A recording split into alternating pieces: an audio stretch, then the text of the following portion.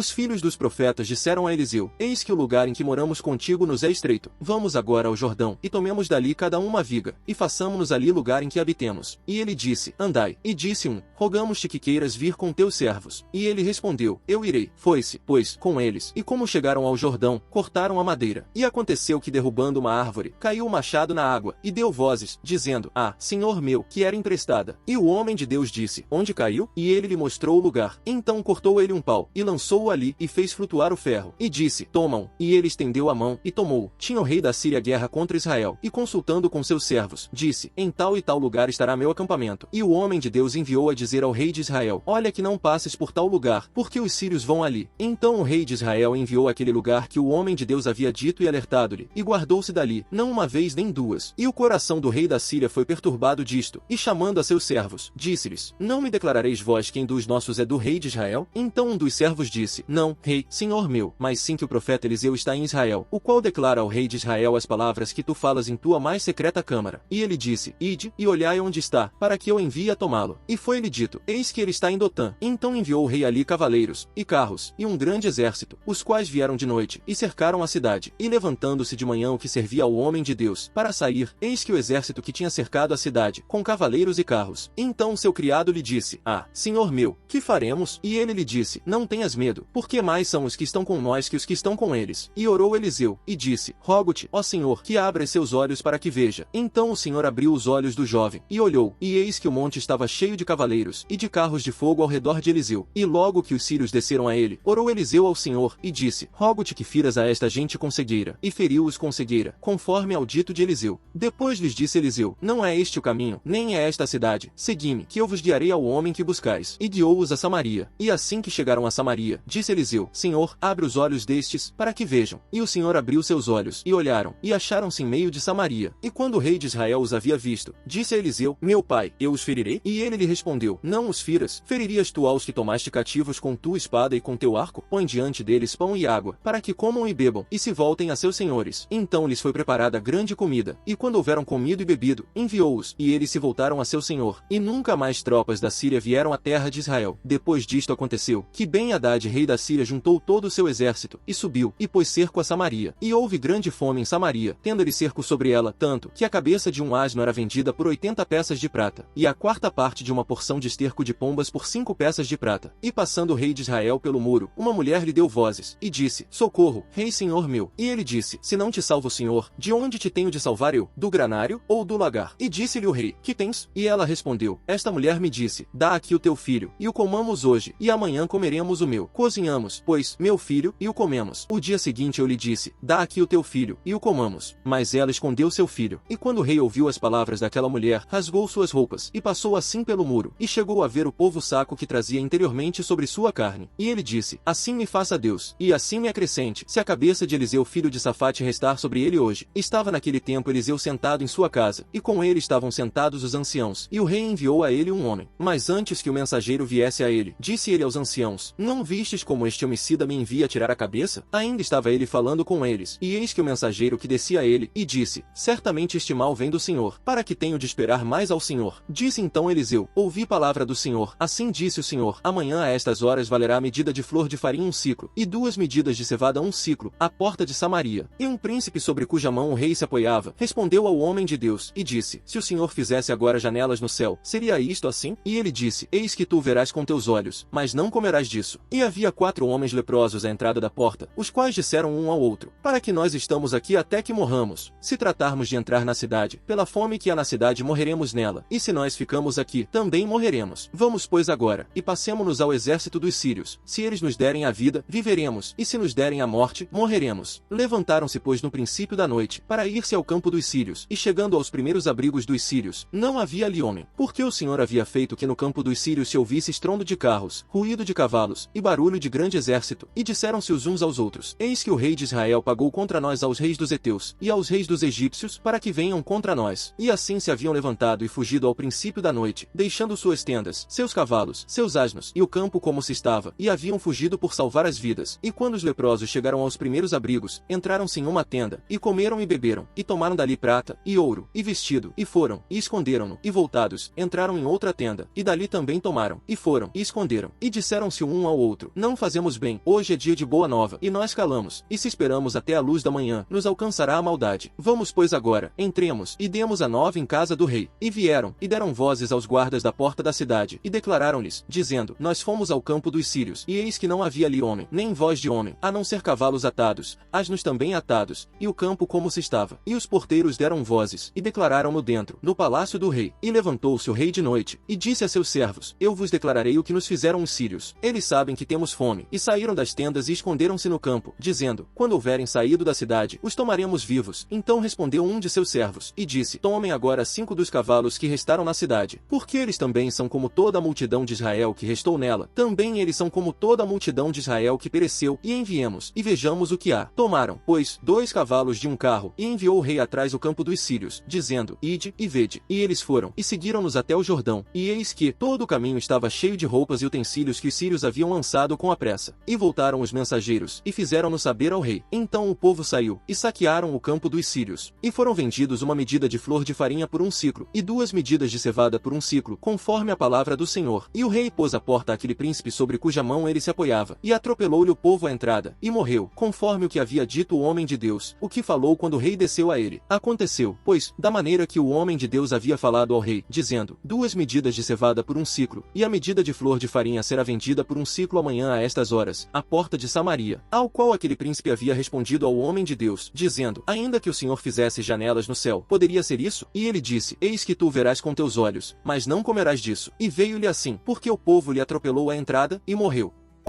E depois de alguns dias, Paulo disse a Barnabé, voltemos a visitar a nossos irmãos em cada cidade onde tenhamos anunciado a palavra do Senhor, para ver como estão. E Barnabé aconselhou para que tomassem consigo a João, chamado Marcos. Mas Paulo achou adequado que não tomassem consigo aquele que desde a Panfilha tinha se separado deles, e não tinha ido com eles para aquela obra. Houve então entre eles tal discórdia, que eles se separaram um do outro, e Barnabé, tomando consigo a Marcos, navegou para o Chipre. Mas Paulo, escolhendo a Silas, partiu-se, enviado pelos irmãos para a graça de Deus. E ele passou pela Síria e Cilícia, firmando as igrejas. E ele veio a Derbe e Listra. E eis que estava ali um certo discípulo, de nome Timóteo, filho de uma certa mulher judia crente, mas de pai grego, do qual era bem testemunhado pelos irmãos que estavam em Listra e Icônio. A este Paulo quis que fosse com ele, e tomando, circuncidou-o, por causa dos judeus, que estavam naqueles lugares, porque todos conheciam o pai dele, que era grego. E eles, passando pelas cidades, entregavam-lhes as ordenanças que foram determinadas pelos apóstolos e anciãos em Jerusalém, para que as guardassem. E assim as igrejas eram firmadas na fé, e cada dia aumentavam em número. E passando pela Frígia, e pela região da Galácia, foi-lhes impedido pelo Espírito Santo de falarem a palavra na Ásia. E quando eles vieram a Mísia, tentaram ir a Bitínia, mas o Espírito não lhes permitiu. E tendo passado por Mísia, desceram a Troade. E uma visão foi vista por Paulo durante a noite. Um homem macedônio se pôs diante dele, rogando-lhe, e dizendo, passa a Macedônia, e ajuda-nos. E quando ele viu a visão, logo procuramos partir para a Macedônia, concluindo que o Senhor estava nos chamando para anunciarmos o Evangelho a eles. Então, tendo navegado desde Troade, viemos correndo o caminho direto a Samotrácia, e no dia seguinte a Neápolis, e dali a Filipos, que é a primeira cidade desta parte da Macedônia, e é uma colônia, e estivemos naquela cidade por alguns dias. E no dia de sábado saímos para fora da cidade, onde costumava ser feita oração, e tendo-nos sentado, falamos às mulheres que tinham se ajuntado ali. E uma certa mulher, por nome Lídia, vendedora de púrpura, da cidade de Tiatira, que servia a Deus, ela nos ouviu, o coração da qual o Senhor abriu, para que prestasse atenção ao que Paulo dizia. E quando ela foi batizada, e também sua casa, ela nos rogou, dizendo, se vós tendes julgado que eu seja fiel ao Senhor, entrai em minha casa e ficai ali. E ela insistiu para conosco.